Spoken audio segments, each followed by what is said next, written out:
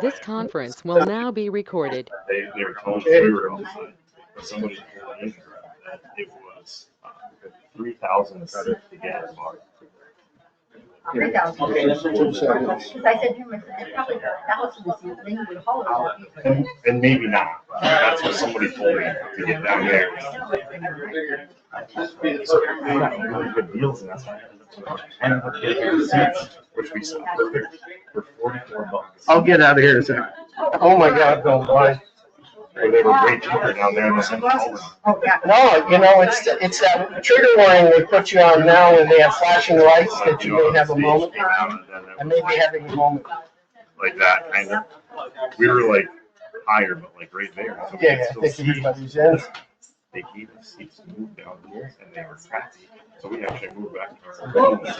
It's all right, I'm ready. And Take your I time. we looking at the back. That was the problem over here, so we moved back. All right, thank you, everyone, and please rise for the pledge. I pledge allegiance to the flag of the United States of America and to the republic for which it stands, one nation, under God, indivisible, with liberty and justice for all. This is actually what's nice about an evening like this is that it reminds me with the light like this, it'll be light the same way all the way to the end of September now, which is nice to start the evening this way. First thing we're going to do tonight, we have a guest this evening. I'll introduce the guest in a minute. But the first thing on the agenda is the approval of the minutes from the February 11th regular meeting and the February 25th work session meeting. So copies of the minutes have been we're given to everybody. So may I have a motion to accept both sets of minutes, or would we rather do them one at a time? Motion to accept both sets of minutes, I'll make please. it. Aaron, is there a second? Second. Any discussion? Don, I should have brought this up to you. I just wanted to clarify. In the minutes from the regular meeting, it says that I said that I'm not seeking re-election. I'm probably not, almost certainly not, but I'm not completely closing the door. So I just wanted to clarify.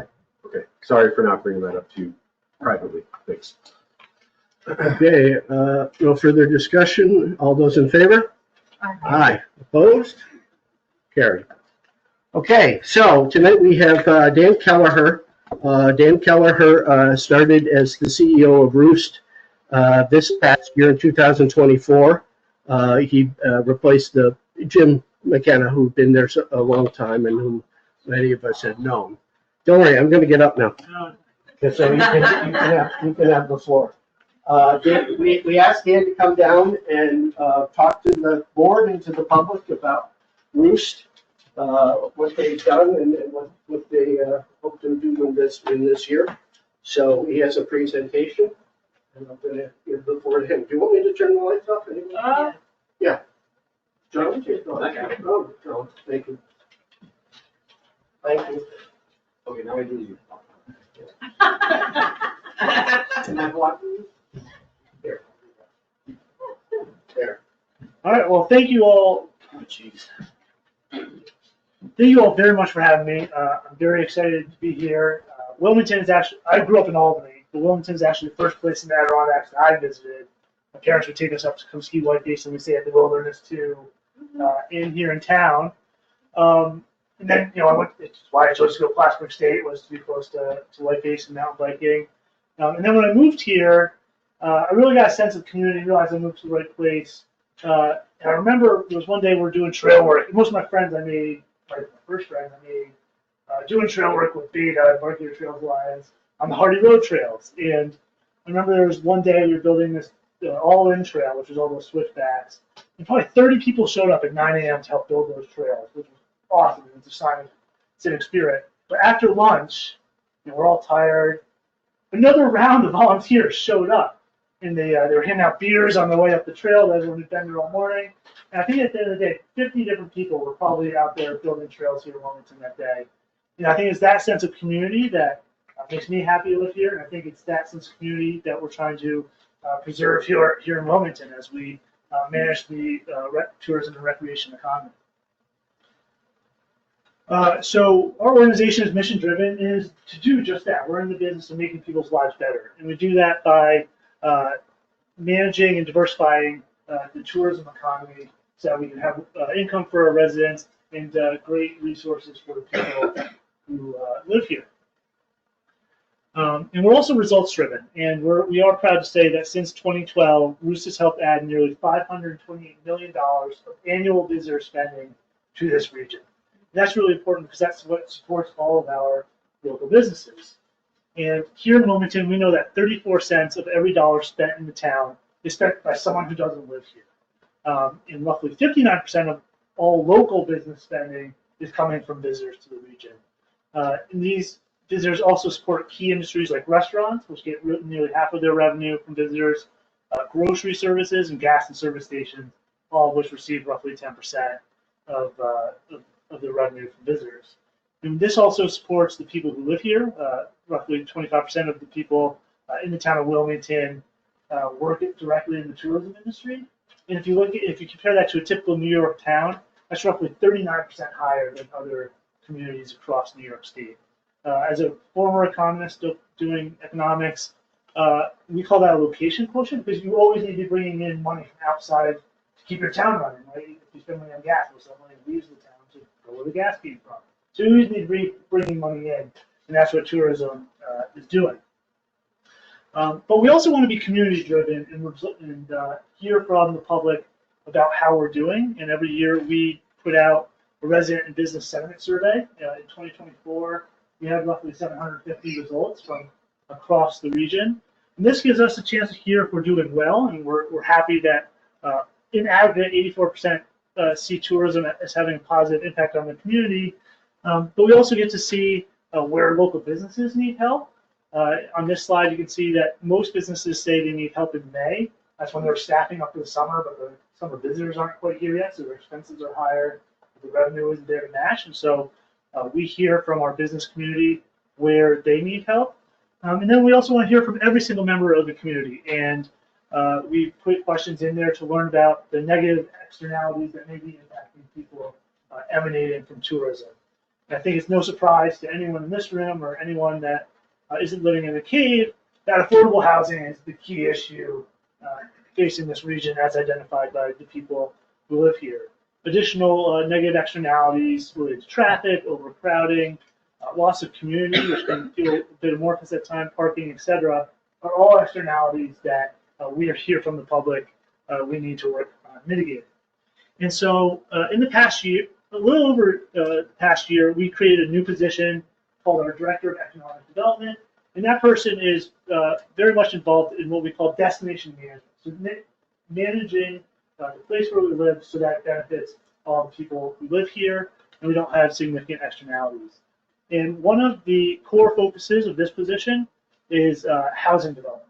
Now, there's a whole host of organizations doing great work in the affordable and subsidized housing space, but what we found is that no one's working on increasing the supply of market rate housing. When our teachers, our police officers, our nurses, other public servants, et cetera, go out into the housing market, they don't qualify for subsidized housing programs offered by state housing programs. So we actually need to increase the availability of market rate housing so that we can decrease that upward price pressure that we're seeing. So we know that since COVID, there's been an incredible spike in demand for houses in our region. But the supply has not met that, right? And so that's why prices are increasing. So we are now working hard to try to bring up that supply. We're doing that through government advocacy. In addition to that work, we're working on government advocacy, trying to get the state to reform some of those programs. We've had very high-level conversations in the governor's office and legislators trying to get them to move up some of those income thresholds so that nurses and teachers, et cetera, can get into those programs. We've worked with our regional partners on some of their housing projects. One of the things we hear often from developers is construction costs are very high up there. Across New York State, typical cost per square foot to build a new building or a new housing unit is roughly $177 per square foot. In our region, we've surveyed contractors, et cetera. It's over $400 a square foot. And so what we're hearing from developers is, okay, we know it's very expensive. Can you prove demand is there to pay those prices? And so that's why we're commissioning a market analysis to prove and quantify to those developers that there is a need up here. They can make money. Please come build housing because we desperately need it. And that goes, once we have that market analysis complete, hopefully by midsummer, we'll be very hard working towards bringing those developers to our region to build new housing. We also know that large events place a huge burden on people, can be very acute, and so we work with our local government partners, the event managers themselves, and of course the public, to try to mitigate those externalities from large events, whether they're road closures, traffic, etc. We really need to manage that. And then we also know that we need to diversify the economy. Across Essex County, roughly $44 of every 100 that's earned in labor income comes from tourism. And so, if there's a major recession and tourism is one of the first things, or vacations are one of the first things cut in the family budget during a recession, that's going to impact us especially acutely. And so we're focused on diversifying the economy. We also know that at the county level and at the state and at the local government level, we're expecting decreased funding support from state and federal funding partners. And so tourism and then online sales, so sales tax generated from online sales that emanate here and then go outside our region, are the two only ways to raise revenue for our local government partners that don't put increased taxes on our residents. And so as that external funding from the federal and the state level decreases, we need to make that up. And so we're focused on both the tourism side and those online sales so that we can not have to raise taxes so much on residents as those outside sources decline. So we're very much focused on that. We're busy recruiting businesses to the area. We provide them with data. We're a good data aggregator. We have a lot of information on the people who live here. And then we provide direct small business assistance and advice. On the marketing side, we are always in full throttle. We're currently already getting ready for spring and summer. We know people book to book roughly 6 weeks before they actually arrive. And so we're already out there promoting fly fishing, all the terrific events that are here in Wilmington, from the Two Fly Challenge to mountain bike races to uphill race, etc. We are promoting mountain biking as a key component of our program this year, working with Beta. They've worked with us to identify what trails they think are sustainable for more use. We don't want to be sending them on trails that might get damaged, and so we've worked with them. Then we're promulgating a new recreation map, highlighting all the great activities here in the region. The Whiteface Region website, which is the destination marketing website for this region that we manage, is getting a huge back-end overhaul, which is going to provide a better user experience for the people going to that website. We're going to be implementing a Whiteface Region Insider, and that's a business-to-business email that we send out every twice a week, and that provides our businesses with up-to-date knowledge on what's going on in the region, as well as promotions, often which are free of charge to them, to help them promote their businesses to the region at large. And then a core component of what we're trying to do is we're trying to introduce people to all of the Adirondack region that we cover, right? A lot of people go to Lake Placid but then don't travel out. So we're putting together, or we're revamping our Adirondacks USA website, which is designed specifically to help introduce people to other regions within the county and the Adirondacks that we cover. And of course, we never do this work alone. We partner very much with the Adirondack Sports Council, and of course the Wilmington Chamber, who has always been an incredible partner to us in our work. And of course, we partner with the community and the town as well. So we're very grateful for all the support we receive. And with that, I'm happy to answer any questions. And if you don't want to ask today, please feel free to reach out anytime. That's my direct line, and that's my email address. Thank you. Do you want me to turn this off so you can go sit there and see? So let's start with the board. Everybody on the board have a chance. Sit right next to you. I listen. Oh, I might be off. Screen. So, Yeah. Do you want to sit here and I can stand right here. I can talk with Tina? No, you're great. You're good. All right. okay, so board members, any questions, please? I do. Hi. Hi. Thanks for coming. Thanks for having me. I was looking at your website. The board members that you have, is that up to date on the website? that you were aware of? I'd have to double check. We just added 4 new board members. I'm not sure if they're up there yet. Okay. We did just add Rebecca Kelly from the White Base region. Okay. And we had a lead on another board member from Wilmington. They dropped out, and we are looking to add another board member. And we're just in the initial discussion, so Okay. I don't want to pause it. Okay, yeah, I was just wondering because we're not represented on there, so. And the supervisor from Jay is not a voting member. So would Rebecca Kelly, I mean, do we have any voting members on? Yeah, Rebecca Kelly's first board meeting will be Thursday. She'll be a this voting coming member. Yeah, she'll be voting, and the person from Wilmington will also be voting. Okay, thank you. And then I was wondering, what's your, do you have any management of our Town of Wilmington website? So I think my understanding is we do the back end, and I spoke with Supervisor Smith the other day. We manage the back end and kind of the frame of it. And so we're working on providing a training to staff. And I think MJ spoke with you the other day. We're meeting on Friday. Oh, perfect. Yeah. Yeah, to train staff on how to add things to the website. And To make, train everybody on how to do it. yeah, make changes to it so that we could, I'm hoping is Carissa and Chris will be the one who's being trained, and that we can put more boring town notices and information up in the right place where people can find it. It's been, I'm not trying to, but it's been sort of, there are too many intervening steps. So we have out-of-date information, and it became a challenge for us to make these changes. So we'll hope with Roost, they're going to come teach us. I'll sit second chair, but they don't have any confidence that I'll remember. But so Carissa, I'm perfectly confident we'll remember how to do that and help us out going forward with that kind of website Should Don management. be there for the training too? Crystal? Yeah, I mean, I'm not answering for Dawn, but at a certain point, she's I watched. Yeah. Get the hang of it after a while, but for Carissa to start, that's great. She can train you. Yes, yes, exactly. that's why I look at it. I'll be sitting there, but that's what we're doing with that. Dan, is it a WordPress site or a town site? Ooh, that one is that one's a little amorphous. I don't have. I can find out for you. Yeah. You have a question?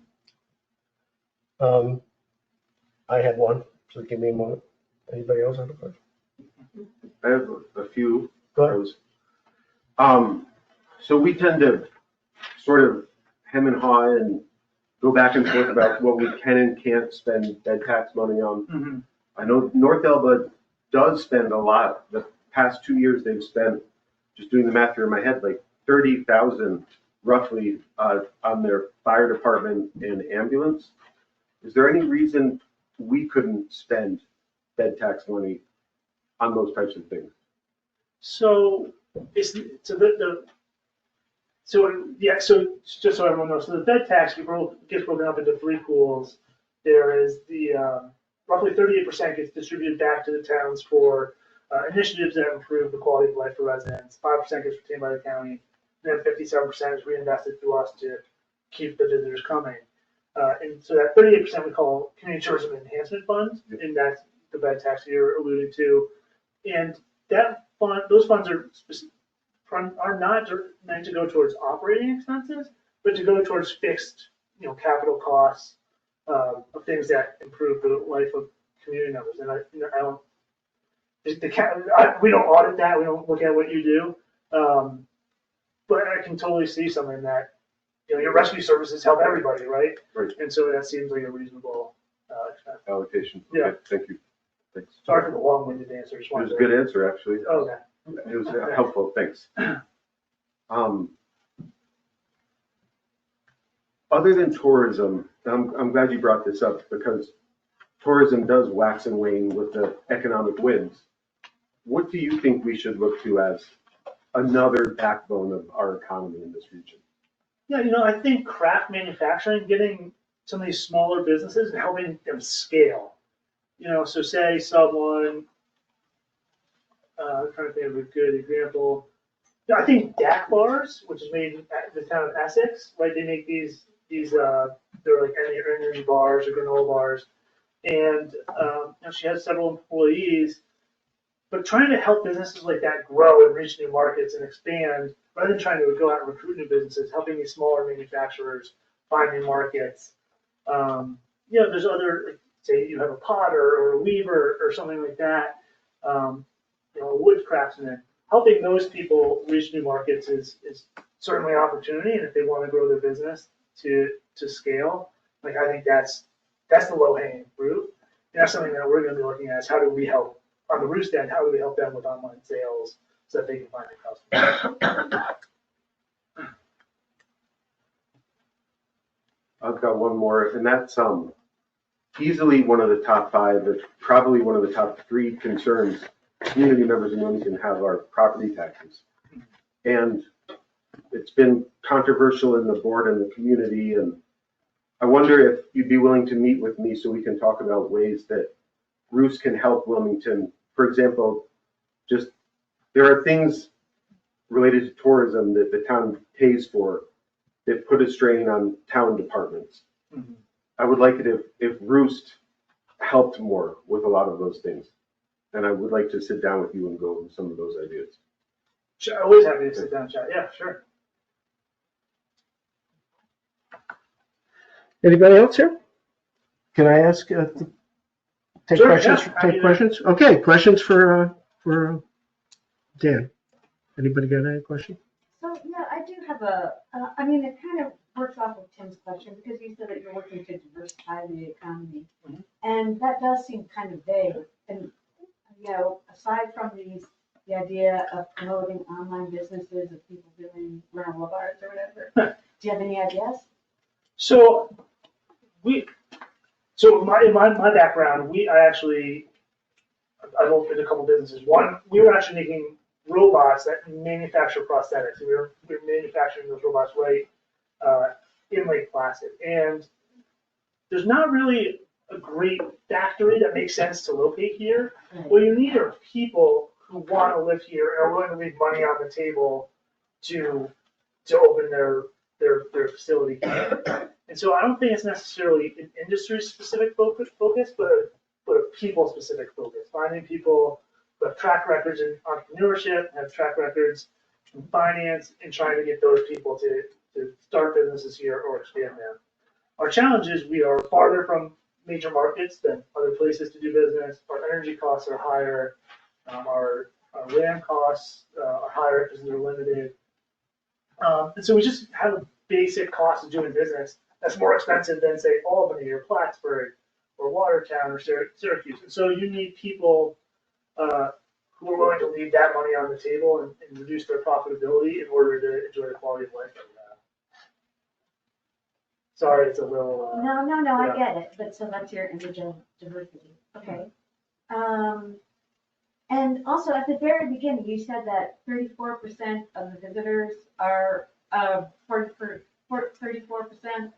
of the money that we take in is from visitors, and 55% is of business money comes from visitors.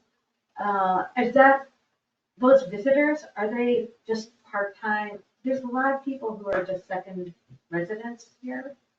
Yeah. Do they qualify as visitors? Sure, so great question, and the short answer is yes. The slightly longer answer is we get that data from this company called Zartico, which aggregates credit card data and cell phone data.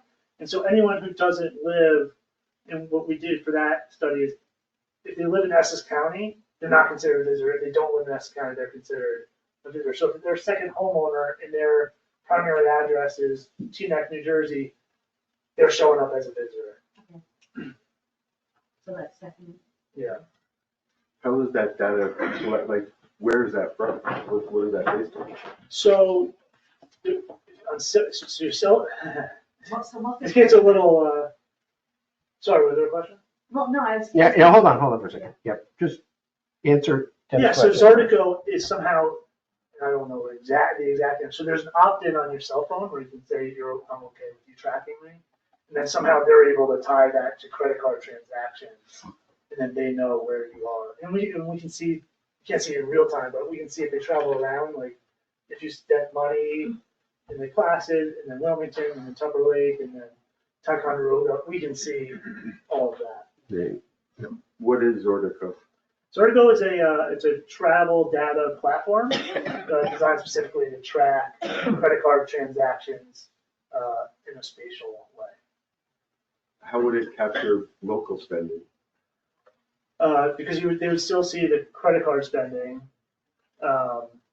Like, so you're opted in, they can see that you spend money in Wilmington. Classes and you live in Wilmington. Yeah. Okay. Cash does not get picked up. Yeah. It's the beauty of it. All right, so I'm gonna, thank you, Dan. Thank you. Thank you. Thank Appreciate all it very much. Appreciate it. We're gonna take we'll take a 5-minute break and let Dan pack up before we return to the meeting. Thank you. Thank you. Thanks, everybody. Thank you. Speaking of civic engagement, this is pretty good turnout, right? Like, right, Dan? This is the most turnout I've ever seen at a town board, yeah. Lake Placid doesn't get this in a year. My old job, I used to travel around to all 101 towns in the park. This is still the biggest crowd. I don't think I should be flattered. I think it's just a terrific town board. No, we put a picture up of you and they said, "Oh, what a good looking guy." Oh, wow. Here we You go. guys are also kind, too. Oh, thank you very much. Thank you, Dan. Thank you.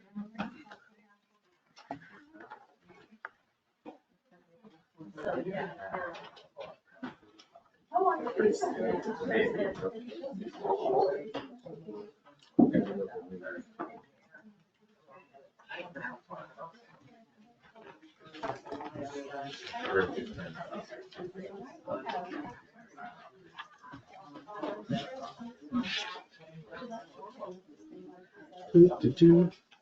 Yeah.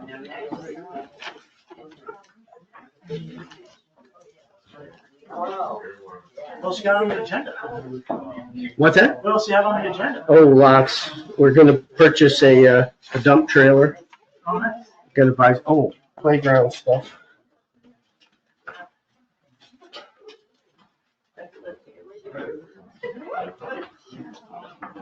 I didn't see this anywhere, the intercept bar, I don't I know didn't- anything about that.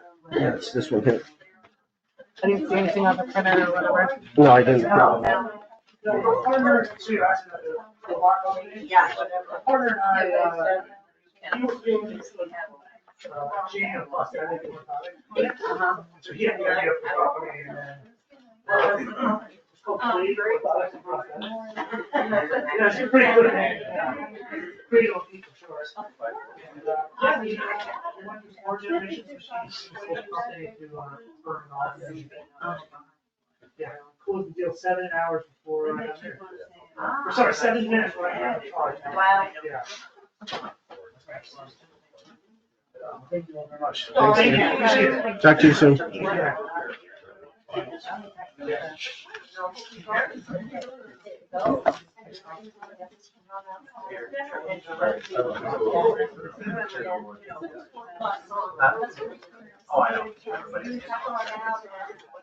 don't see a cost, what's the cost? Only when you use it. It's an intermunicipal share. When they make the call, Charlie can answer that question when we get to that Okay, part. sorry, we're gonna have more discussion about it. Yeah. I mean, it's on.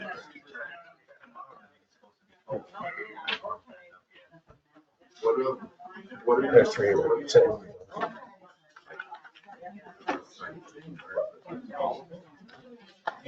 all right, Tim.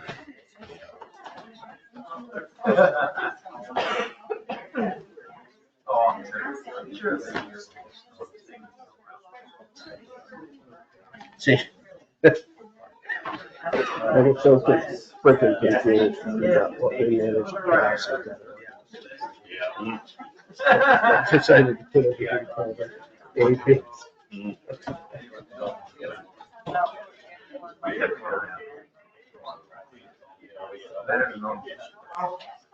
So my wife worked at Upstate Biotechnology, hated Upstate. She was controlling there. And that whole idea was creating biological reagents, and because they had FedEx and dry ice, they could they the two biggest FedEx trucks sitting in the shipping bay every day at 5 o'clock, leaving today to get it to Boston into a research university. So they looked at that as a clean business system. And then you know, what a wonderful world, clean industry, smart people, people who earn lots of money for PhDs and scientists. Bought out and moved to Virginia. It Low sounds, cost of doing business. exactly, it sounds good. Get dry ice from the water time after compacting. No, it was, they were a lot of fun, the people used, and I enjoyed it.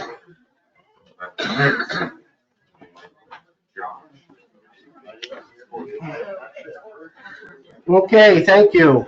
So the next thing on the agenda is the reports from departments. Louis is here tonight, and anything? Louis? I just got a few things. So everybody's aware, we got all the weight limit signs out for the roads until mud season's over. Also, so everybody's aware, we're still in a salt shortage in the state, so hopefully we don't have to use anymore, so. But, other things I have is, as long as the weather holds for the next 2 weeks, in the next 2 weeks, we'll start, spring cleanup.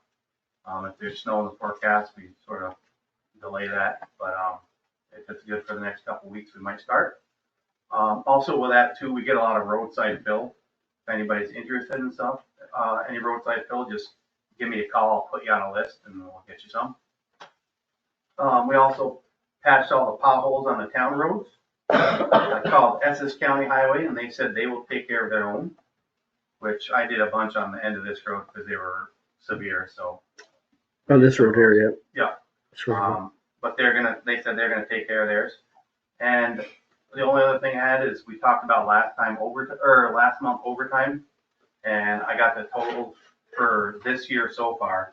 And a total for all the highway guys is that 360 hours of overtime. And I figured, the state truck gets the most and he's at 110 now. And then I figured he'll be by the first of next year, anywhere between 130 and 170 in that vicinity. But that's the total for highway for And we overtime. budgeted 150 correctly. 150, yep. Some years we've gone majorly over it and some we've gone under it. Last year, I think they were at 100. So we still have all the way to the first of next year to go too. That's, you know, flooding, winter still, trees down.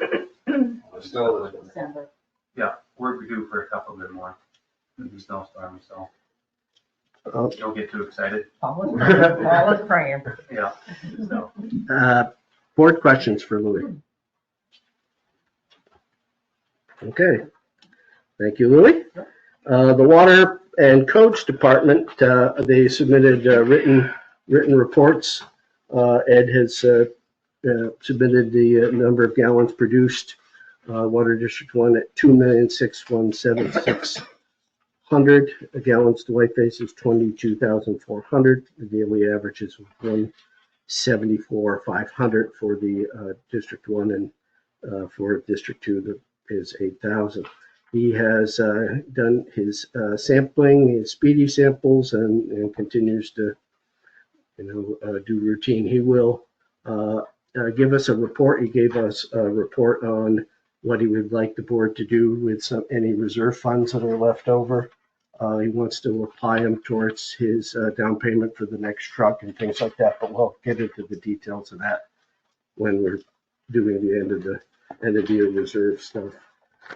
Doug's issued one new permit in the month of February. He's collected $167 in fees, 46 open permits, and 10 site visits. Right now we are at 150 active permits. To date, he's received $12,050 as of the date of this report in fees collected from short-term rental permit holders. And he says that that's 60% of the renewals emailed. At some point, he'll get to give us a little more details about how he's doing with the collection of that, because we budgeted a certain amount for that collection, and seeing how we're meeting those targets. Wait a minute, John, you're here. Go ahead. Got a report? Nothing really out of the ordinary. Okay. Switching gears, kind of the ice rink's closed. The weather holds up. We might start doing some spring stuff a little early. Banners and things. Okay, thanks. You also, we have an item for you in the purchase of a dump trailer, so we'll maybe asking you some more questions in a few minutes. Okay, the dog controllers, no report from the dog control. I will, the county is, I'm on a county task force, and they're going to be sharing materials for, we have a acute shortage of places to put dogs that we are required by law to treat humanely and all that stuff. It's a nice thing to do. Shelters. So the normal shelter that we've been historically using ran up the white flag because they couldn't, they got overrun by 28 beagles from Crown Point once and things like that. So they ended up saying we won't take any dogs necessarily. Wilmington was lucky enough to be one of, they like us. So we have an agreement with them to pay a $350 fee for any dog that we place with them. But we still have no access for a dangerous dog. We have no place in the county right now where we can take a dangerous dog. So the county is going to put up a proposal of building these kinds of shelter pods that meet the new standards for the agri markets. And I'll be sharing that with the board and then with the public. But the county, it'll have to decide on where they're going to place them and stuff like that. I've been advocating for a shelter somewhere where Jay, Keene, and Wilmington can share it. Because none of us have really adequate places to take a dog. North Elba has an agreement with Tri-Lakes over in Saranac Lake. St. Arnold's has an agreement with Tri-Lakes, but Tri-Lakes won't take any of our dogs either. So anyway, that's the dog report from the supervisors. Board reports. Tim.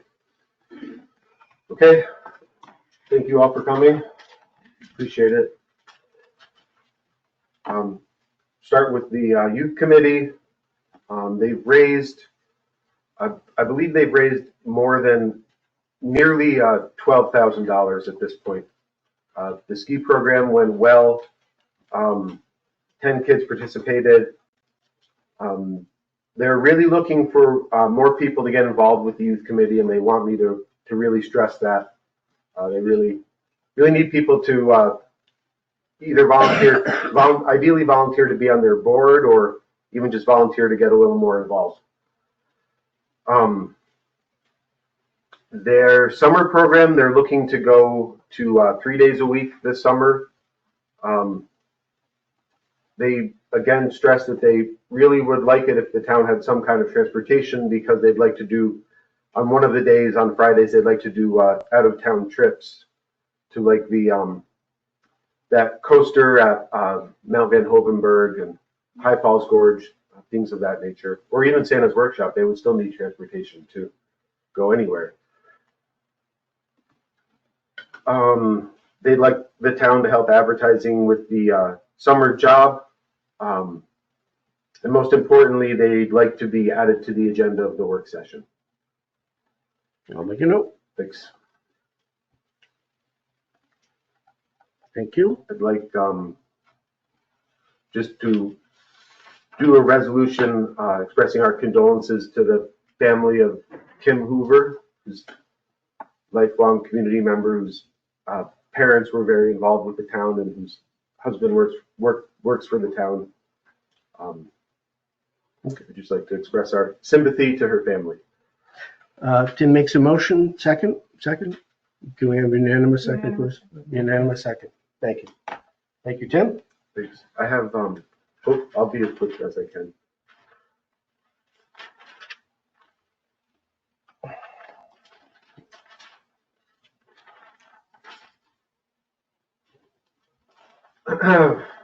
So when I talk about vacation rentals over the past few years, I've been talking about whole home vacation rentals versus accessory dwelling unit vacation rentals.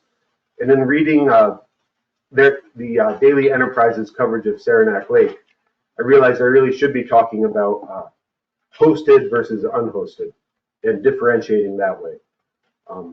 And I've been saying all along we should have lower fees and be more permissive for hosted rentals, and higher fees and be more permissive for unhosted rentals. So I just wanted to clarify that. I think that's a much more clear and better way to express it, and that's how they express it in Saranac Lake, hosted versus unhosted.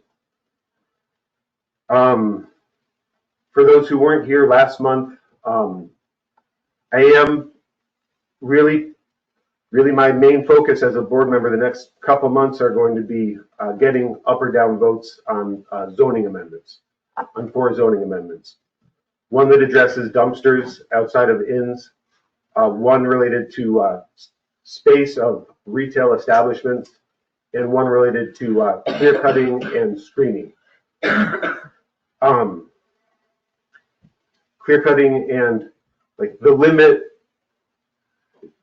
creating a natural screen, a natural buffer between the commercial development and the road or the adjoining property.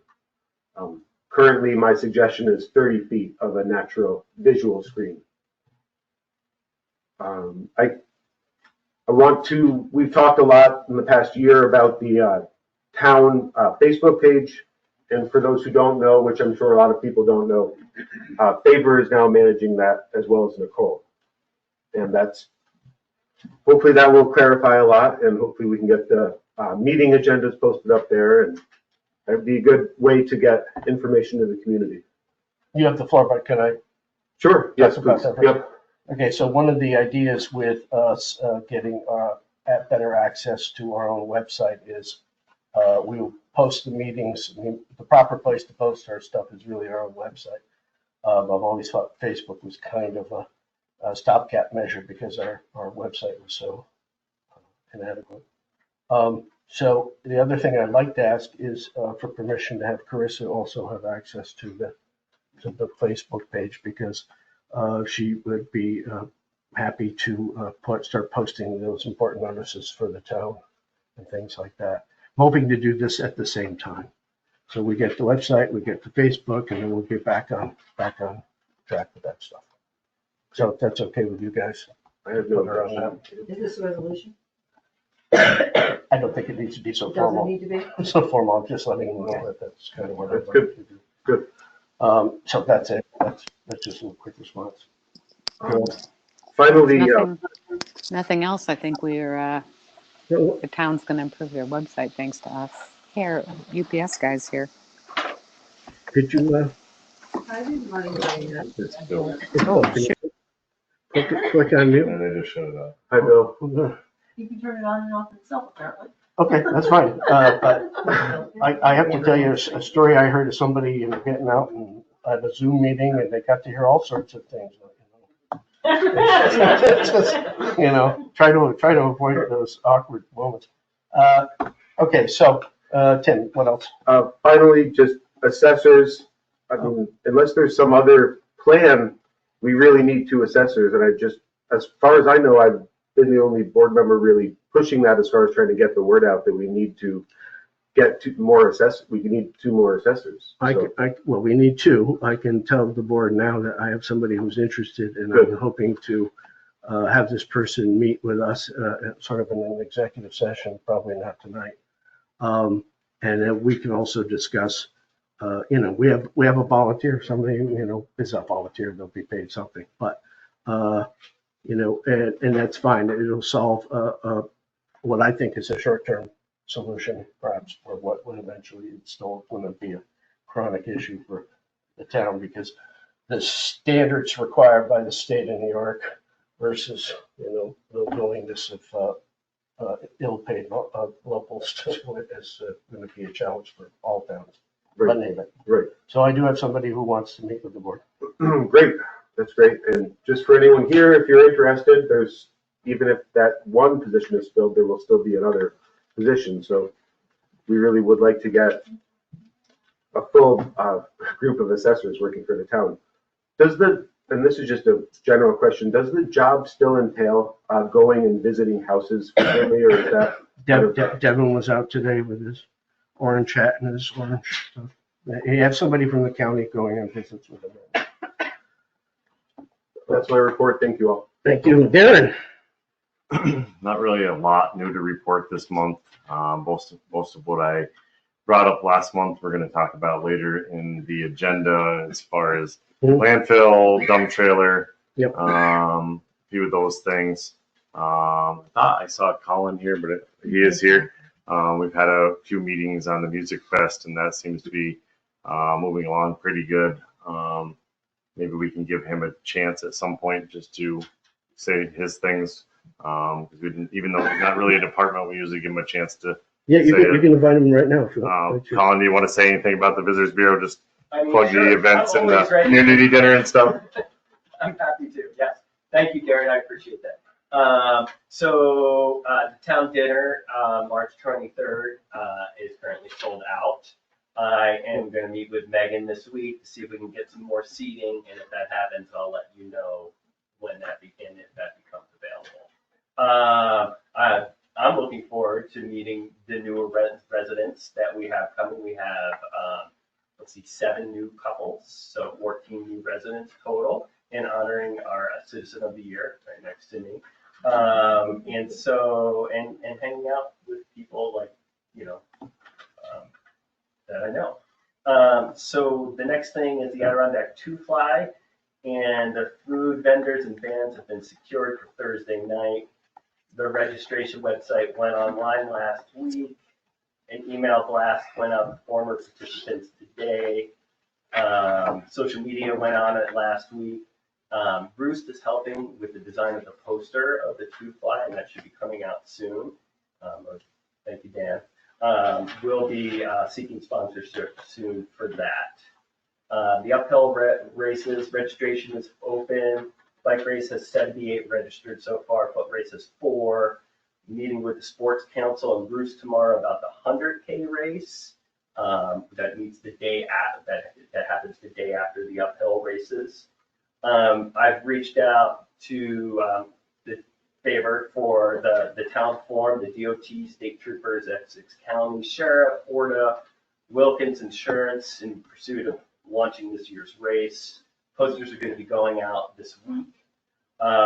Email blast to former participants went out today. We'll be seeking sponsorship soon. The Music Fest. Oh man, have you seen that promotional video? It's amazing. If you haven't, go on social media and look up the Wilmington Mountain Music Fest. We have 4 great bands booked. Georgia Stage, Sound and Lights. We have our food vendors locked in, and our sponsorship drive on that's going to be launched soon. And we have 11 vendors signed up for our fall Festival of Colors, and we have 3 to 4 food vendors locked in for that. That's where we're at. Thank you. Thank you, Colin. Thank you, Colin. Last thing I just want to bring up is not necessarily with the residents, but we did have a funeral around this time of year last year, which was really havoc in the cemeteries. So just maybe ask residents to refrain from visiting the cemeteries or walk in, because with the mud situation, they are going to be extremely in need of a lot of work if we tear them up. So hopefully we can refrain for the next few weeks and get the mud dried up. Other than that, we'll be talking about the rest of the stuff later in the meeting. Thank you. Laura? I apologize. I don't have much. I've been sick for a month, but I did go to the planning board meeting last Tuesday. There's going to be movement forward with the zoning amendments like Tim discussed, but also they're looking for feedback as far as other amendments that the that the community is looking towards having in the amendments. And then they're going to follow up with other board members in the future months because there wasn't a huge turnout for attendance for board members at the last meeting. I had a question from the board and maybe John, I noticed, well, first of all, I wanted to check back and see if there was any, if you knew, I didn't know if Nicole would be here, about the pause at the phone at the beach, if that ever got looked at. It got looked at, but we didn't pause it. Okay, It was like a disconnect and reconnect fee that was a little much. I'd be happy to talk about, there's a couple of bills that we've been getting sort of regular that I'm thinking we should look at to see if we could do something different with. okay. And then I noticed there are cameras at the bathrooms at the beach, and I didn't know about those. Well, I just noticed them. I didn't well, know. I remember we had to look, there was a truck vendor last summer at one of the events, and we tried to look through the DVR. Oh, so it records? On a loop, yeah. Okay. I think it's like, I don't know exactly, 72, it's not too long, it's just, it'll record on a loop, and then once it gets to the time, it'll just record over. I was just wondering, because we only pay for phone out there. I didn't know if it was an internet-based thing. It's all hooked into a computer in the back room. Okay. Okay, good to know. That's it? We still have a camera at the park. They don't work. They're up, but I figured, yeah. most of them are pretty, obsolete at this point. They've been there, I mean, I remember. they're old. It was controversial at the time. Yes.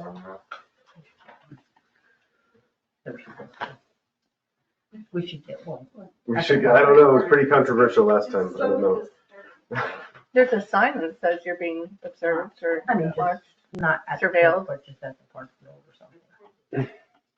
Better get in and out or something. And actually, with nobody being right there, it isn't a bad idea. It's, Just start going in and out, not pointed at the different. Yeah, well- cars going in and out. So they can see who's been around. we'll be talking about the insurance renewal. It's not on the agenda, but I'm going to ask to approve me renewing our insurance policy. Insurance company comes and they make notes for us every year on what they'd like to see, and that may be included. The ones I'd like to talk about an AED for up there first, that kind of stuff. But yeah, Defibrillator. defibrillator. What's that? A portable defibrillator? Oh, okay. So Tina, you're next. I'm not gonna say much because then I'll start coughing. Oh my gosh. So Okay. the only thing I wanted to get off what Tim said was a resolution for Mary Pelkey. You know, Mary passed away recently and she was a veteran and she had a lot to do with our American Legion when it was here, and she was instrumental in getting the flags onto the graves and stuff when she was out and about. So motion of condolence, Yeah. and from Mary Pelkey, made by Tina, second, Second. second, unanimous second. Yeah, just that the library's still doing their Thursday day program, and you guys pretty much covered the visitors. Thank you. I'm next. I actually mentioned when I was answering some of, talking with Tim, some of the things that I wanted to mention about the dogs and somebody for the, volunteer for the appraiser, assessor, I mean. The one thing I think I'd like to bring up now is I've been working on request for proposals for the consultant for the comprehensive plan. I intend to give it to the board and share it with people at the end of this month for the board to review, comment, and approve or whatever. So that we have a timeline on that. I need to get the request for proposals out in April, so we get the responses in May ahead of the July deadline for the state grant. I've found a number of interesting samples. The one that's from the town of Conway, New Hampshire, which is a bigger town than us, but I couldn't think of probably a more parallel example of what they're looking for from their comprehensive plan for the community as what Wilmington is, and I'll share that with people as well. The next thing I've been working on is I'm also going to be giving the board an updated employee handbook at the next work session meeting. I've been working on that as well. Our handbook is last updated in 2014, and And you know, the state never sleeps, so they pass all sorts of required leaves and updates and requirements and stuff, including one that went into effect January 1st of 2025. So Carissa has been helping me sort of collate things we liked about the town of Wilmington policy with things that are, you know, gaps from that are huge gaps in our policy now, and I'll be prepared to share it with the board, and we can have a discussion about that going forward. That's about it. Thanks. Can I mention something I forgot to say in my report? It's real quick. Okay. It's just a sentence. If anyone would like to see the proposed zoning amendments, just email me and I'll email them to you. Wilmington at Outlook. It's not secret, and I'd be glad to listen to anything anyone has to say. I'll send them to Dawn. All right. So next on the agenda is the purchase of a dump trailer for the Parks Department funds coming from community enhancement. I'm going to, Darren and John, if you guys wouldn't mind taking the discussion. I mean, take it first, John, and then we'll. Yeah, no, because basically we're going to try to identify, we have a number of estimates here. John ran out, got some, Darren had some from before. I think the first question is, are we going with galvanized or steel? And then I'd like to open up between the people talking about it before we make a resolution to purchase one of these. So, name it. So I've had a conversation with John basically over the last year about his needs, not having prisoners and the amount of cleanup that he does in different areas. And we've been back and forth between a dump box for his truck or a trailer.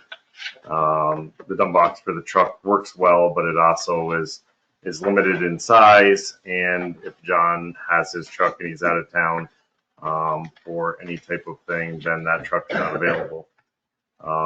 So we have came up with the conclusion that 90% of the time the dump trailer would probably be more beneficial. Am I correct by saying that, John? Yeah. So John has basically said that the size that he wanted, and he got some quotes, and I got some quotes that were given to the town of Jay because they have also just got one. Based on these quotes, my recommendation would be we would going with a galvanized trailer. It's not going to be used a lot in the wintertime, but based on the amount of road salt and sand and everything else that we have, and hopefully this trailer lasts 20 years, I would recommend going with the galvanized trailer over a steel, just on the fact of rust. Even if it's used once or twice per winter, I feel like it's going to be beneficial over the cost of the next 20 years. Based on that, it would be going with the Big E's trailer, 7x14 for $13,715 for the galvanized option versus $10,950 for a steel option that adds $2,750.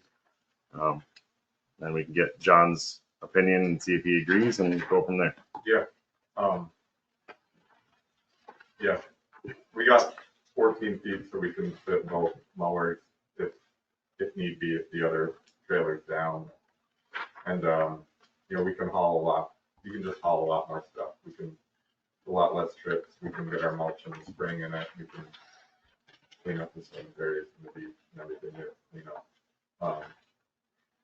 And we plan on spraying everything with fluid film and keeping it in good shape. And hopefully we don't have to use it in the winter.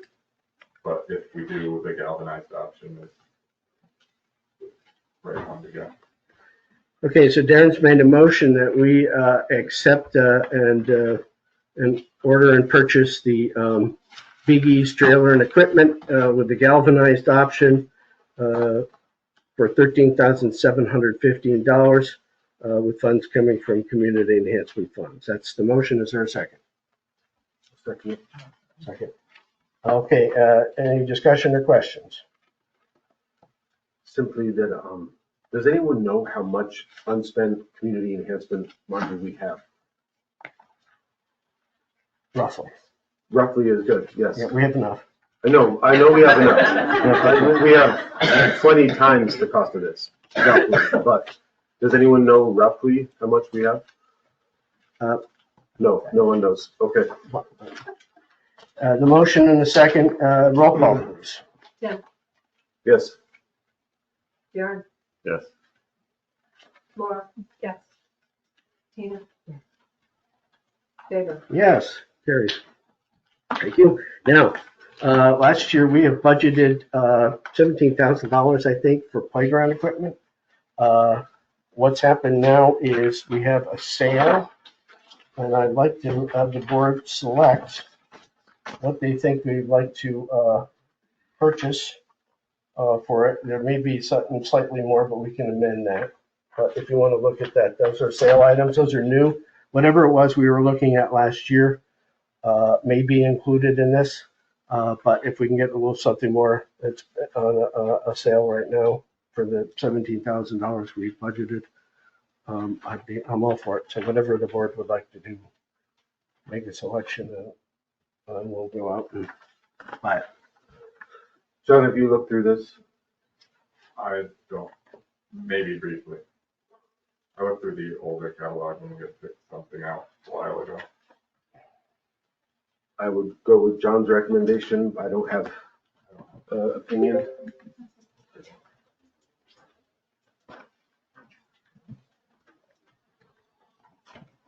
Well, somebody pick me. You have a Just preference? real quick about the dump trailer too. Our dump box is like 12 years old now. We use it constantly and it's pretty much on its way out. So it's just something, I mean, we've got a lot of use out of the one we have. It's just old and it's Well, I mean, you express some reservations about its next inspection. yeah, it's all good actually. It just happens, but Oh, good. we'll see. Okay, very good. That whole truck is not. All right, do you have an opinion? I'll pick one. All right, kids won't like it, but that's it. I will defer to what you and John did, and I'm happy with spending the amount that we approved and Okay, move forward from there. I agree with Darren. does that one look okay? Or do you want to go a little more? This one? No, I'm looking at, Oh, that's, this one. Okay. that's the one that's slightly. It's great. John, don't go. We need you. Yeah, I like the canopy on it. Like the canopies? All right, I'm hereby making a mark. I sound like the surgeon ahead of, going in. I'm marking the leg I'm working on. I got the right one? That's right. That's why they do that. My only reservation, and I'm sorry, Laura, is I know you like the canopies, but does that one have solid? I thought you were looking at this one. Okay, No, they're no. solid. Yeah. I was just worried about the wind catching them, but if they're a solid piece of it, then It that's looks fine. plastic. Because the one next to it, the purple one, looks like it had canvas. So. Okay, Who made the resolution? I'm about to. We have a resolution to purchase this one up in ages 2 to 5 for a purchase price of $15,967. I'll make it. Darren, I have a second. I'll second. Any discussion or questions? Roll call, please. Yes. Darren, Yes. Laura, Yes. Tina, Yes. David. Yes, thank you. Okay, so next on the agenda is we have a question about food vendors at the beach for summer concerts. Roger's here, Roger Jakubowski is in the back. He had called me. I don't have any experience with Wade. The town may have done it in the past. For this is the Thursday night concert series. I think the Visitors Bureau Colin mentioned they have food vendors at One their, of the events, Okay. the Adirondack 2-Fly event. Yeah. It's the only Thursday night event, which is a little offset. That's like the May Uh, one before. oh, trust me, we won't be rolling until it's Yeah. warmer. So but I'm other than just that, thinking no of- other food vendors Oh. for the beach concert series. Yeah, that's correct. So Yeah. right now we have somebody who wants to talk to the board about that. I'm okay with it, but I want to hear what we should be doing as a board. And Roger, if you have anything you want to. No, just put the first class food trucks in there. We could put one truck in there, we could put two trucks in there, we could put a stand in there. we could put the waffle stand there, which is probably the highest grossing concession at Lakeview Mountain and Gore Mountain, which everybody knows, and then we can put a sausage trailer in there, or a sausage tent. We do everything first class, as everybody, whoever saw us, we take care of the entire, most of the Oktoberfest, and we're willing to do it. We're here, and we have the staff to do it, and we take care of you. Thank you. You're gonna be, I put a food trailer down at the beach 3 years ago, just to practice with Rob, with Mr. Preston, so he could see what we could do. It was to no financial success, but it just, you show them that once we make a commitment, we'll be there. But Thursdays around the corner, you wanna get it there early, you wanna get everything prepared, because they start piling in there, we can do all that. You know, we store them over here, but, you know, we could, so if you need even 3, if you get busy, you need another one. You know what I mean? I even have a full kitchen. But it's a pretty elaborate piece of equipment. But Parking, that's not needed. The Park- food trailer is good enough. parking. We gotta keep an eye on that too. I just, you know, they supplied me with wherever they want me, and I'm gonna be with Colin at his few events. Yeah. And we take care of it. You'll be satisfied. You know where to find me if you're not satisfied. Okay, so anyway, what do we know? I don't know. My only choice is, my question is, where we're for parking on this Thursday night, it gets congestion with all the parking. Where we put it, where we park. Okay, so it depends on the That's size my- of the that's food, the size of the food truck. You'd probably be up. I mean, you plug in either near the pavilion.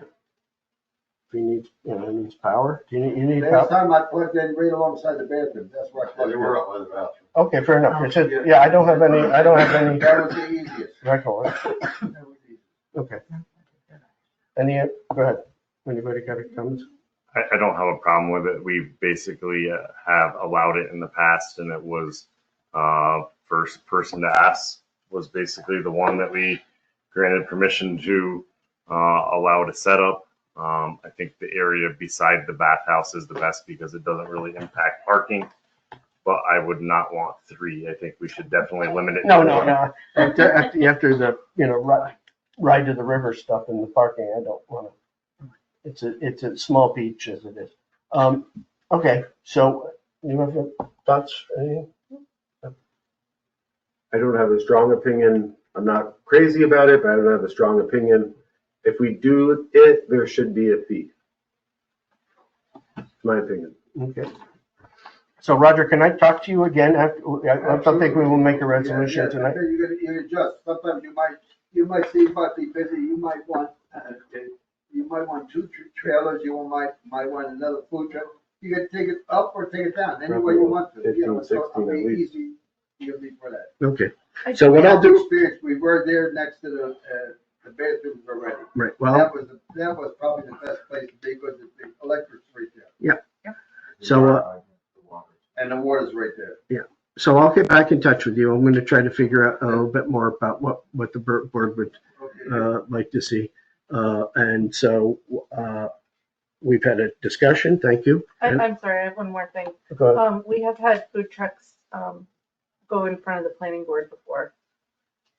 Okay. One on Bonneview and one at the White Brook Dairy Bar. So I don't know if that needs to be something that is looked into. I will follow up. Thank you. It's a mobile vendor, and they're approved by the Department of Health, and they carry their own insurance. So I wouldn't know why it would be a planning board thing, considering it's a mobile setup. We have had. I understand, but I don't understand why. The difference is that this is something that's just there temporarily, and the other 2 are there permanently. Permanently, yeah, So because she was on the that's property permanently. Okay, well, anyway, I'll follow up. He wanted to be able to open up his food truck basically in his lawn. I don't know if he ever actually did, but That's a different. There was setup. also one that wanted to set up across from the Visitors Bureau. was there? I believe so. So thank you, Roger. Thank you. Thank you very I will be in touch and come back to you with some more information. Next on the agenda is a request from Eli Chalhoub that we would like to disconnect his property from the water account. Ed approved it, but he added the comment that it will require a reconnection fee to turn back on. This property is immediately across the street from my house. So, I know there's nobody living there. He comes up in the summer, they mow it. He comes into the town hall regularly when he's visiting. And so if the board would approve this request to disconnect, I would sort of, on the condition that he understands it's going to cost him $800 to reapply. And then if he understands that and says, I accept, I'll disconnect it. Why would he? I don't know. Just do 50? I don't know what the number is. He's taking out the meter. It's he takes the whole meter out. That was going to be my question is, Yeah, what does it mean to yeah. disconnect from the system? Because we've removed meters and basically shut off services before and granted that. But if he's truly wanting to disconnect from the system, is somebody digging on the property to disconnect, or are we simply removing the meter? I think the first one is the one he's talking about. He just says, he says Trying to save some money. disconnected, right? And he thinks he can come back in the spring and turn it on. But it's not as simple as that. So let me follow up with Ed about exactly, we changed the fees and things like that. So I'll have to double check to see what the fees are. But I would call him and tell him, you understand you have to pay X, whatever X is, and you still want us to go through this. Yeah, because I thought I read it as being 50, and I'm sure that's what I told them. Okay, but I'll approve it based on, or make a motion to approve it based on Ed's recommendation. yeah, and on the condition that I get his approval. You understand that? Yep. So this motion is there a second? Second. Any discussion? So we're doing this under the belief that he really wants to just shut off the meter and not really actually disconnect it, I'm right? gonna write the resolution on him agreeing to the terms of the board. Yeah. And that way you guys can make it tonight and we can go through with it. We can try to understand each other, what's being asked for. Yeah. And whether they understand how much it costs. Okay. What if there's a fire? That's just a private service that has nothing to do with it. It might be, whatever. The building isn't livable. I know. His idea is to, in the future, be able to build a house that he can retire in up there. Okay. You probably won't want water. So next thing on the agenda is the authorizing the, I don't think we actually what, did we vote? put it to full vote yet. Oops. No more discussion. All those in favor? Aye. Opposed? Carried. Thank you. Okay, the next is the authorizing the supervisor to execute the following agreements. One is the Essex County Emergency Services for the Intercept Car Services. May I have a motion in the second, please? What is that? Oh, sorry. Motion, second? Second. Thank you. What is it? Charlie, would you mind, courtesy of the floor, what's the Intercept car doing and how does that work? They have fly cars and they're staffed with a paramedic and they sit in certain areas and they, if you need advanced life support, it's a good service. The problem is there aren't enough fly cars, so we don't always have one. But when they are available, they are handy if you need it. But they're throughout the county. It's broken up into sectors and the car 3, car 4. This is just the agreement between, so they seek reimbursement from the insurance first or something like that. Right. Yeah. Right. All they're going to do is they will, if I take you and you're having a heart attack and the paramedic does something, we're going to bill you for what we do and the advanced life is going to be billed by them. Okay. So that's how it works. How much does it cost? They don't really give us a, Well, I don't know if they're asking for any money. they don't ask us for any money, no, and it's, Sounds like a good deal. yeah, the receipt of an invoice for $200. Transport agency will, forward this and things like that, so. Any further questions or discussion? So closest one is we have a team, right? Well, one that comes here sits at the Keene Firehouse because we covered Keene Valley, Sable, us, the central location. This runs for 1 year, January 1st to December 31st, 2025. So, Who moved this, Derek or Tim? I did. there. Okay, all in favor? Aye. Opposed? Carried. The next is a contract between the town of Wilmington and the Board of Elections to use our community center as a polling place for 2025. This is a standard lease that we execute every year. So I have a motion and a second for that. I'll second. Discussion? All in favor? Aye. Opposed? Carried. The first is the agreement, the annual agreement between the Town of Wilmington and the Whiteface Regional Visitors Bureau. I made a couple of amendments to this, otherwise it's pretty much the same contract every year.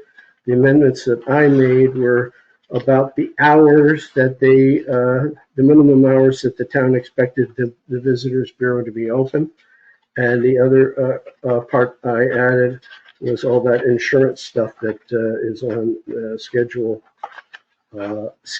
A about providing us with certificates of insurance and things like that, and those amounts, as per the last insurance audit we had as a town. So those are getting added to a number of our municipal contracts, and so I added one of those. And the Visitors Bureau has reviewed this and they're fine with everything? Yes. She executed it tonight. We asked questions at our last meeting. We signed it. So I'll make it. Second? Darren makes a motion. Is there a second? Tina will second. Discussion or questions? what did you say, Tina? Yes, you want it? All in favor? There are things that I would like to see changed in this. I'd like it if we could table this and talk about it at our work session. No, motion made. Second. All right, motion to table. We're having discussion now. Why can't we just discuss it now? Okay, that's fine. The second part of the first paragraph, I think, should be deleted.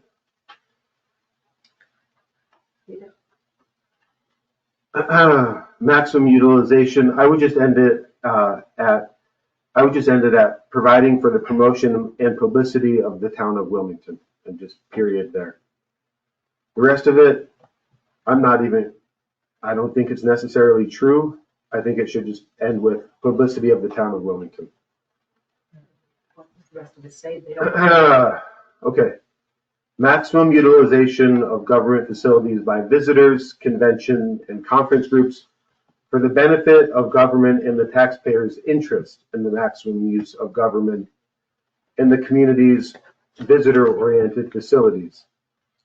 Is it to the taxpayers' interests, the maximum use of government facilities? I think that's certainly an open question. I would just end it at promotion and publicity of the town of Wilmington. I would say that last bit extra. No, and into a discussion room about the writing of it, okay?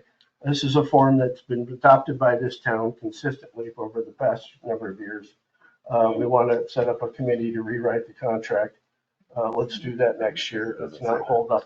Well, that's why I said we should discuss it at the work session. No, but we have a motion and a second to vote on. You can also motion to table something at any time. Favor, you did edit some of the language in it. I mean, I don't know. Tell me that. I'm sorry I interrupted. But why is it that you nitpick every single thing that we tried to do here in our town? I don't think that ending it at the utilization of Wilmington facilities by visitors would be outlandish. I think that is adequately representing what you guys are doing without having the extra language at the end. I But I'm totally not agree. seeing what he's reading where he's saying government facilities. I'm doesn't say not that. reading that. Favor changed it to Wilmington from the previous this is- copy. I'm not reading, but I'm saying. Oh, so you changed it from, He changed Government. government to Wilmington from the last copy of this contract. Because I'm reading the Wilmington and the community visitors oriented facilities. I'm not reading anything about a government. I'm looking at the 2024 because I had emailed the board asking if the contract was the same. I didn't get a response. At the Right. same agreement. But it's just taking out government facilities and putting Wilmington there. But we're voting on this one. I understand, but just switch So we're out all talking about the Wilmington, same agreement. No, switch that's out good. government for Wilmington.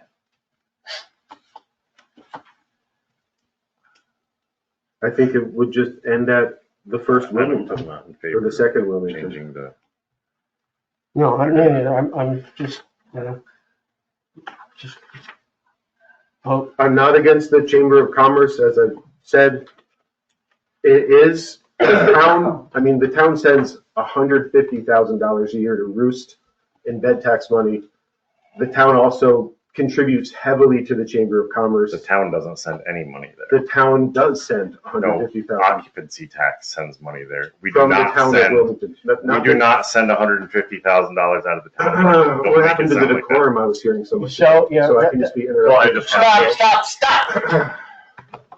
Honestly, guys, thank you, Tim, for reminding me that I should be taking control of the order better, okay? And I will. There's no more discussion. All those in favor? That's ridiculous. I motion to table it. Roll call vote. To deny, yeah, motion to table, roll call vote. Motion, second. Roll call vote. So we're gonna table it? No, we're No, voting. We're voting on this. We're Didn't you just voting say on the- motion to table? You just said motion to table. Yeah, then there's a second where we're doing the roll call vote on motion to table. Okay, Okay, we've got a motion to table this. in a second, and now we're roll call voting it. Okay, who made the motions to table? I'm sorry. Tim and Laura. That's a second. Okay, Tim, Yes. Darren, No. Laura. Yep. Tina. No. Favor. No, okay, so we have a motion and a second to accept the contract as written. Let's do a roll call vote. Okay, Tim, I mean, I was still looking at the 2024 because I'd never received this. So even though I had asked for it. So I abstain. I'm not against the Chamber of Commerce, but we should at least be able to have input into the contract. Tim abstains. okay, Darren, Yes. Laura.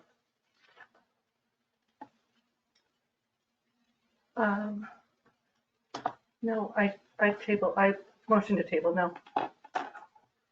Okay, Darren. Yes, I did, Darren. Tina. Yes. Favor. Yes, carried. Thank you.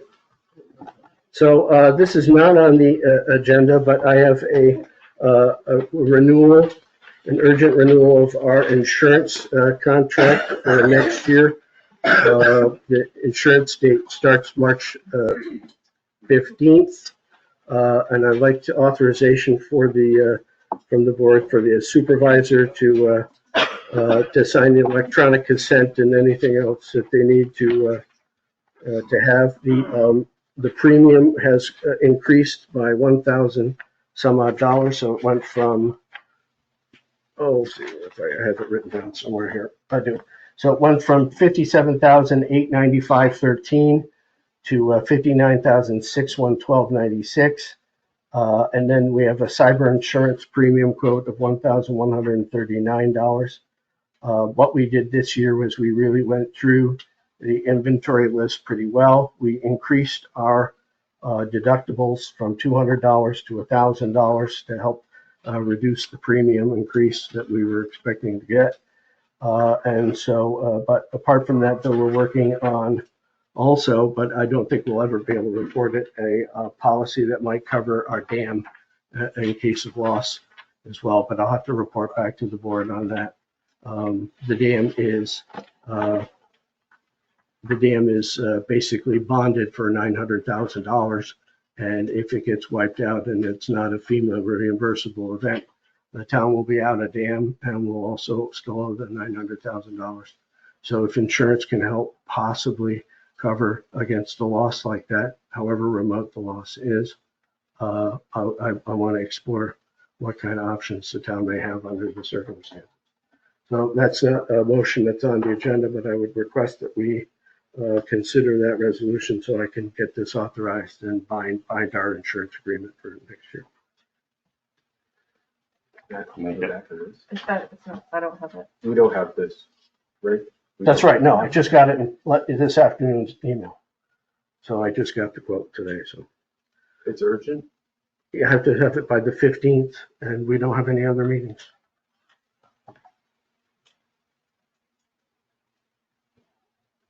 Is there a second? Tina second. Any discussion? Can you, I'm sorry, can you reiterate?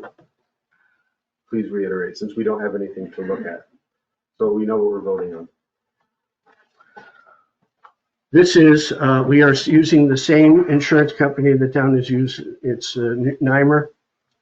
This is our general loss and liability policy that covers all the town's property. It covers against accidents and mishaps and personal injuries. It covers a certain amount of events that the town has sort of agreed to be a co-sponsor of over the years. And we get special event coverage for a couple of them, fewer than we used to. It also has a cyber insurance coverage for which we're hopefully moving a little closer to actually being able to protect against cyber pirates.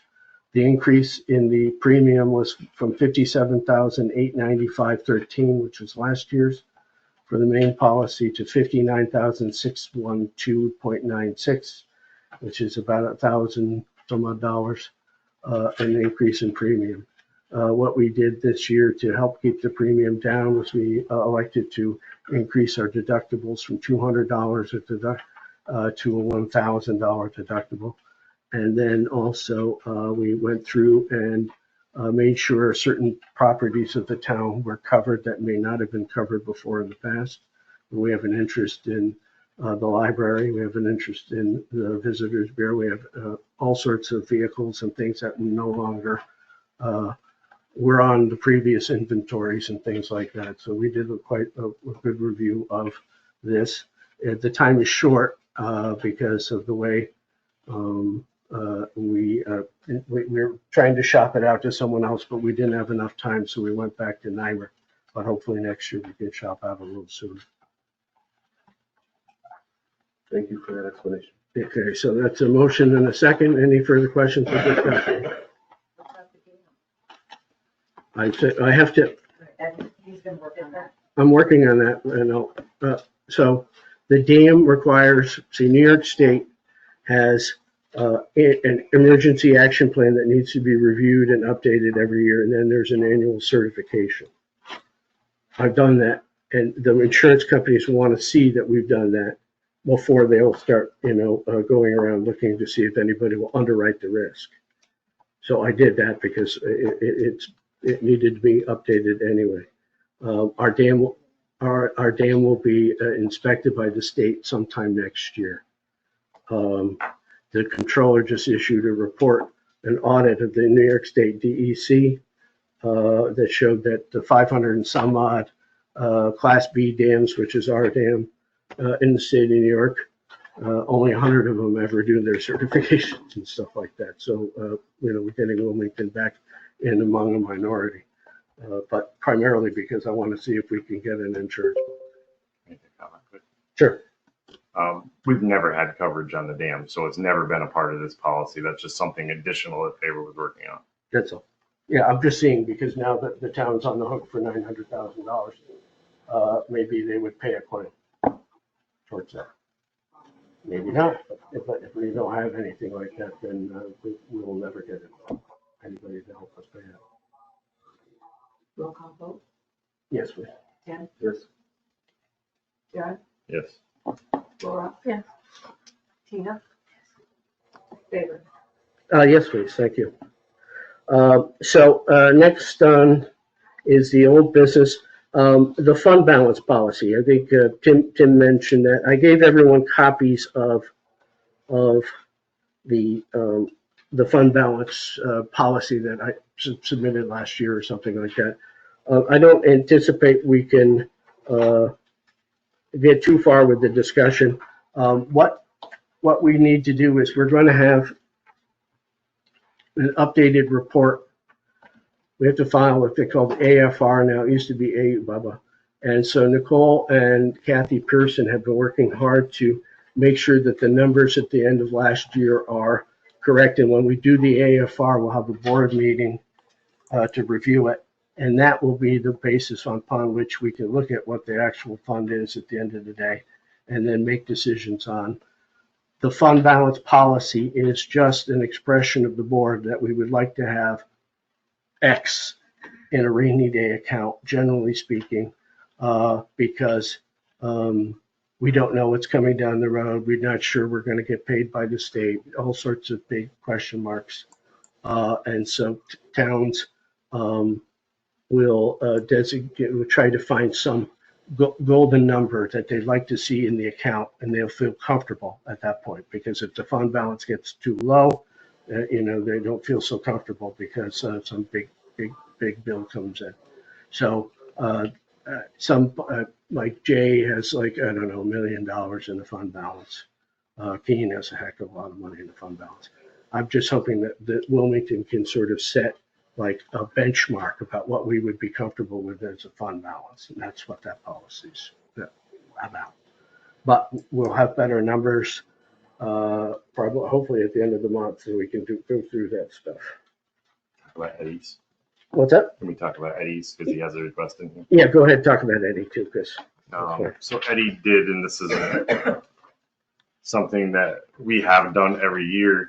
He does know that he had an unexpended fund balance as of the end of 2024 that's been verified with Nicole and Kathy of approximately $30,000, and he would like to allocate $10,000 of that into a truck fund and the remainder split evenly between meter and equipment funds. Eddie does have reserve of funds already set up. If you look at our New York class account thing, Eddie already has money in each one of those reserve accounts. And this is something that we've done every year, and Eddie's always been on top of it to make sure that when he needs something like he talked about and the person came in and gave us things, that he has money in accounts to help replace those items. So I think this is a good thing to do, and it's been a common practice that the board has done for as long as I can remember. So I would like to make the motion to take Eddie's recommendation and allocate the money into the funds that he has set forth. So the motion by Darren. I'll second it. Okay, discussion. I tend to, I know we've done this historically, but I'm hopeful that, Eddie does a very good job keeping track of where he's at with his budget. So I'm confident that Eddie's right about this. I still, and I'm not trying to detract this, but I certainly would want to go back to a larger discussion because of when we do get the chance of setting up capital reserve accounts for other projects. I wouldn't want to forget Eddie's, but I don't, my own preference is to go for it all at one time, but I'm not going to object to this one, but that's my comment. Any other comments? You said this was verified with Kathy and Nicole? No. The 30,000 was. The 30,000 was with them, yeah. I didn't know. Yeah. The only thing I'll say about the reserve accounts, like you said, Faber, when you actually set up a dedicated reserve account, and let's just say that Eddie has $50,000 into a meter fund that we've set aside and $50,000 into an equipment fund. If we have it in a dedicated reserve account, when it's put into those accounts as a dedicated reserve account, it can only be used for that type of thing, and it cannot be used for anything else. No, I understand. Doing it the way we do it for Eddie into a New York class account and just setting the sides and labeling it that it's going to be used for this.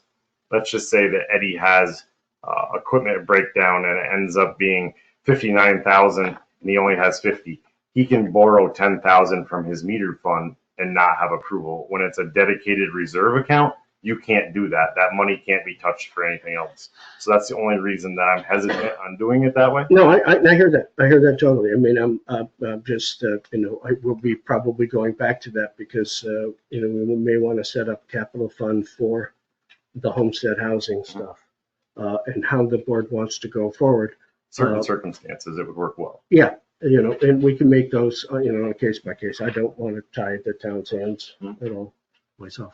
Didn't you say that he's been, I'll just give you the letter. What's that? Darren, didn't you say that this has been being done for years? Yes. So it's nothing new? No. He's really good with his budget. He knows well.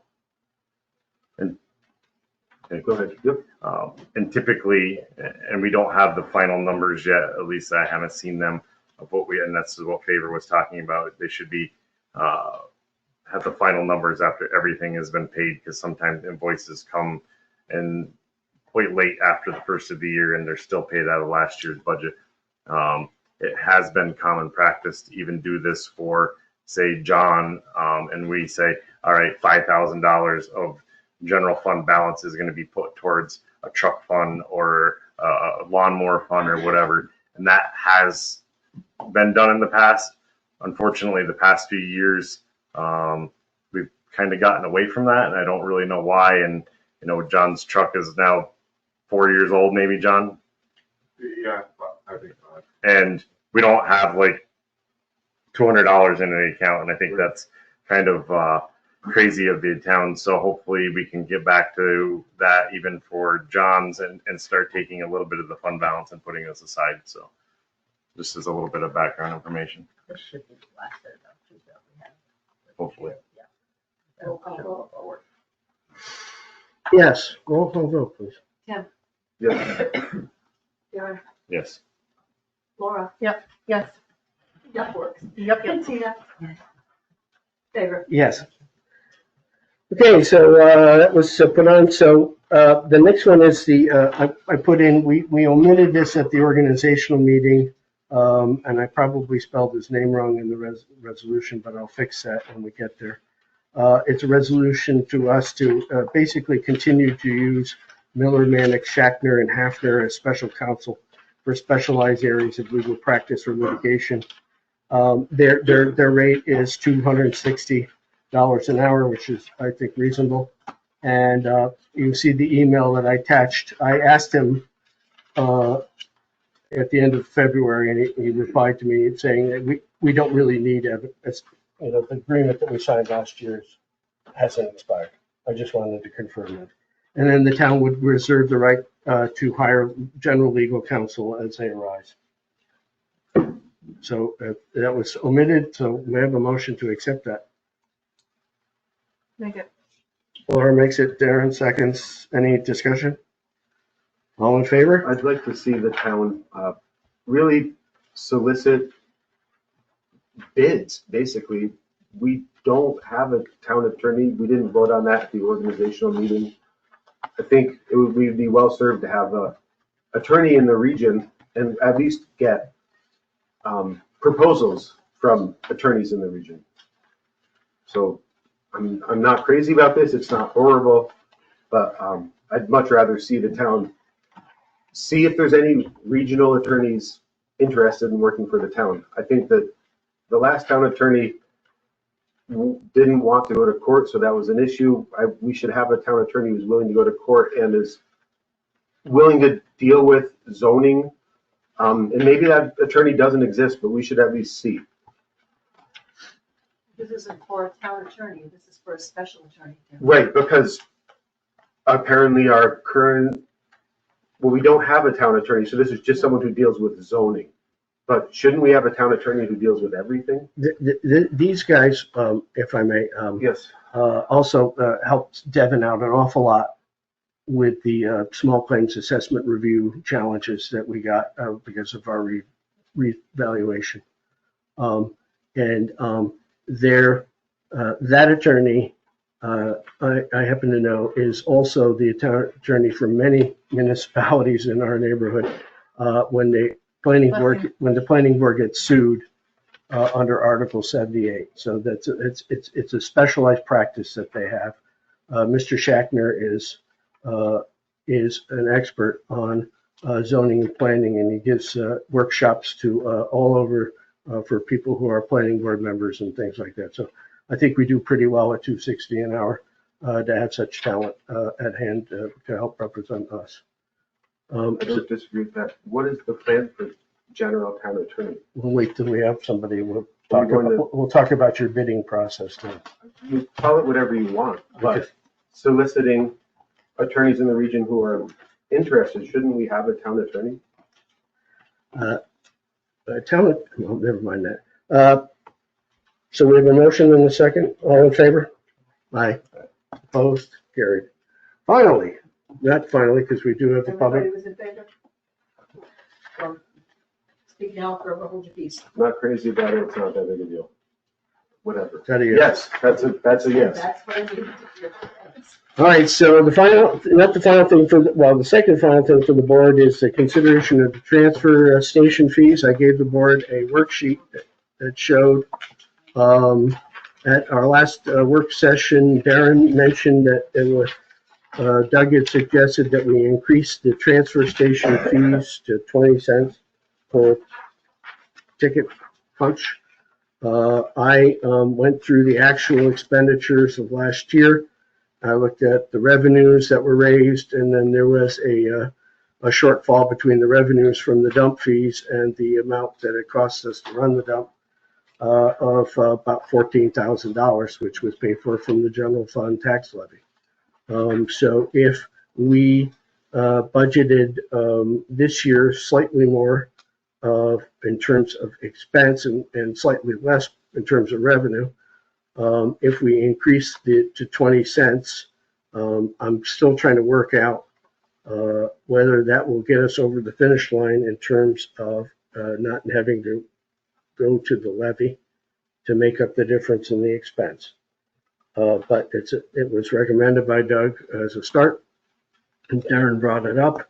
So I think we probably should do it, and if it gets us close to not having to take money from the general taxpayer levy, it's probably worthwhile.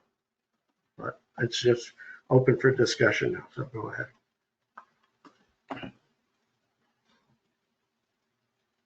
Be possible to differentiate between Wilmington residents and non-residents for the landfill fees? Doug can. He may be able to talk more, I think, at like the work session, about whether he can identify a permitting process or, so the various towns do different things. So Lewis doesn't let anybody who's an out-of-towner at their transfer station. Well, how do they figure that out? I don't know, but we'll figure that out too. Yeah, but we'd ask Doug to check everybody's driver's license. I mean, think about, what kind of stuff we have to do. Isn't it labeled as an Essex County transfer station? I don't know, Don. We're paying for it. So Yeah, let's I know just, that, but that means we can't not, we have to let everybody, if it's Essex County, which I know at one point it was, we can't stop people. my suggestion is we have Doug talk about this. Okay, we have people, they closed down the one in Clinton heading towards on Dry Bridge Road or whatever. And so those people may be coming to, and those are Clinton County people. Doug can answer that kind of question. But in the meantime, upping it to 20 cents is probably long overdue. That's my opinion. I'd like to see us just charge non-residents more and keep it the same for Wilmington residents. Is it? I don't. Okay. Well, maybe we should, the town attorney. We've got two of them. We did go up 10,000 for $1,100, just under 1,100 for the CEs for the 2025 budget compared to 2024. Yeah, We're no, that's already over. Yeah, the contract expenses. So So I don't think we're going to be pulling anything from the levy. We've already taken care of that. where? The CEs for 2024 was 15,000. what we budgeted, and then we spent 18, so then we went up in the CEs for 2025 to 26,000, so we're already up. Yeah, but our revenues last year were 33. And so we've budgeted, for 51, so we're still short. And CEs are the contract expenses. That's how much we're paying the county. Right, but we actually spent 18, but we budgeted for 26 for the CEs. So we're already up. But the budgeting comes out of the tax levy. I understand, but the actual expenses for the CEs for 2024 was 18,279, and for our 2025 budget for the CEs, we budgeted 26,100. So we're already $8,000 over what we had as an actual budget spent for CEs for 2024. That's what I'm trying to say. Right, but if we only take in $18,000 worth of fees and we budgeted 26,000, that means we're $8,000 in the hole. It doesn't matter what we budget. If we only take in X amount of money, we can budget $50,000. But if we only take in 18,000, we're in the hole. We took in 33. But that's not counting expenditures as well. No, I know that. So That's why we adding went these up. together, That's why we went up. we're saying that we're expecting to spend 51,000 this year. Last year we only took in 33,000, so that's a discrepancy of about $18,000. But the expenditures for what we have budgeted, we did go up for what we budgeted for expenses. We is what I'm budgeted saying. it, but we're basically supporting the landfill through taxes. It's not taking care of itself through its own fees. Basically, we're having to supplement it. Just like Eddie, if Eddie ran into 100 people disconnected, and then all of a sudden Eddie doesn't have as much revenue coming in, it doesn't matter what we budgeted. The revenue and what we budget should match. And at this point, it's not. We're not taking in as much as we're budgeting. Because of that, we're in a budget deficit. Yep. Which means it comes out of your general fund to make up the difference. Yep, that's fine. That's what makes the percentage go up. Makes you go over the cap. This way, you'll be making the money. And we don't have to take it out of general fund to balance out the bill. Not understanding. I am understanding, but we budgeted for $10,000 more than we budgeted last year. Right, but we don't have the revenue to cover what we budget. I know, but it's fine.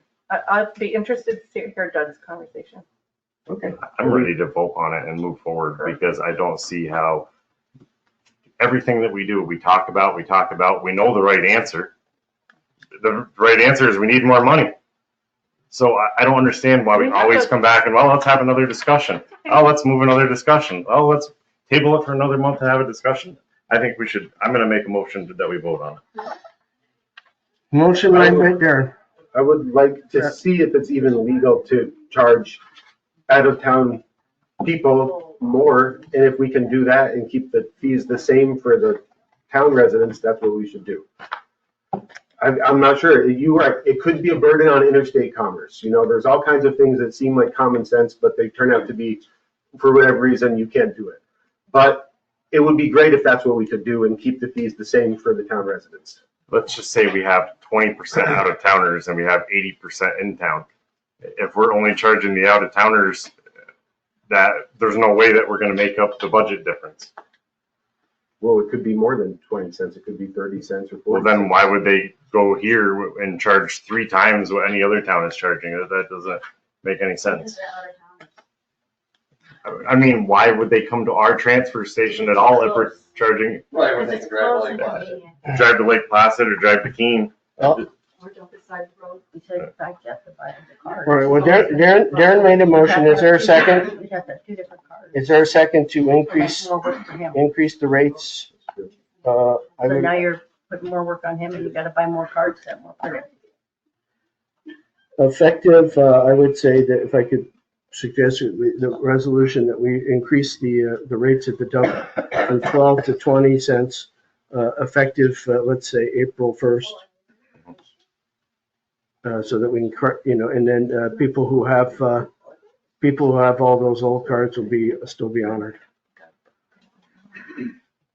So that's Darren made a motion. Is there a second? Tina seconds. Any discussion? Any further discussion? I don't know why we can't talk to Doug. But I fine. agree. Doug's already gave us his recommendation. No, he hasn't. I mean, he did, but we haven't actually had a conversation with him about it. I mean, this is secondhand. It would be great if we could talk to him about it. I'm not crazy. I'm not. He's not in the back row. I It's think at he 20 gave cents. us, he gave us I'll his do that. recommendation. Okay, maybe I wasn't here, or maybe I forgot. He gave us his recommendation. Just a minute. Randy, go ahead, please. Thank you for raising your hand. I understand that fees have to go up, I understand that. But I really think you should review the fees more often than once every 8 or 10 years. Agree. Thank you. Why don't you do it every other year or something? Then you don't have to raise it 40% all at once. That would be my only comment. I agree. Okay. Thank you. I would, absolutely. So we're technically really underwater by $17,000, 16,000. 13. If the revenues stay flat and the expenses went to 55, then yeah, we'll have to pay that out of the tax.